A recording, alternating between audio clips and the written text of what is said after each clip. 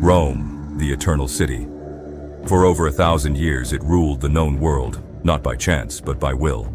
Built on blood and brilliance, held together by law and ambition, its story is not the tale of a single people, but of individuals who seized history by the throat and bent it to their will.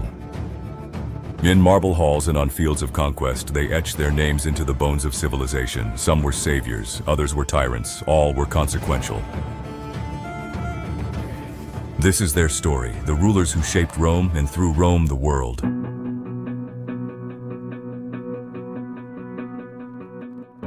In the 6th century BC, Lucius Junius Brutus led a revolution. By overthrowing Rome's final king, he planted the seeds of a republic, one ruled not by crowns but by laws, a legacy that would endure for centuries. Julius Caesar.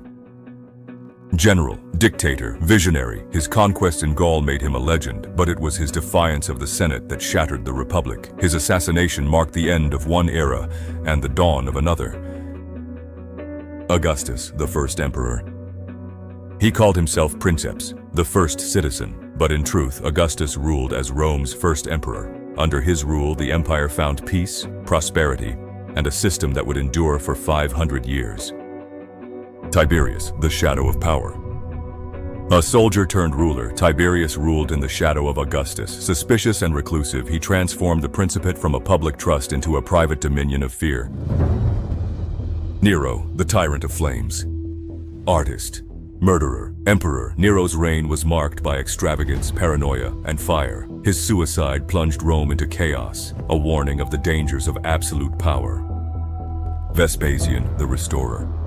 After the Civil War, Vespasian brought stability. A practical man, he built not only monuments like the Colosseum, but a new dynasty founded on discipline and control. Trajan, the empire at its height. Under Trajan, the eagle soared highest. Rome reached its greatest territorial extent, and the empire's strength, both military and moral, seemed unbreakable. Hadrian, the wall builder.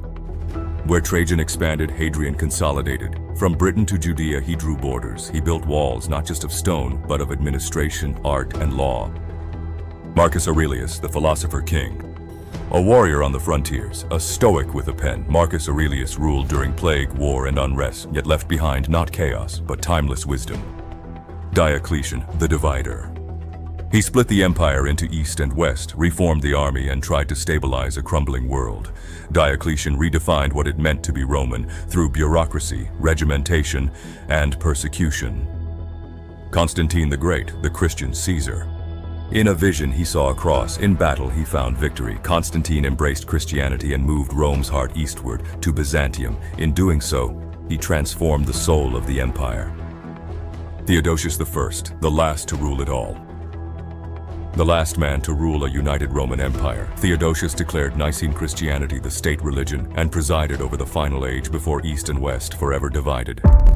Romulus Augustulus, the fall.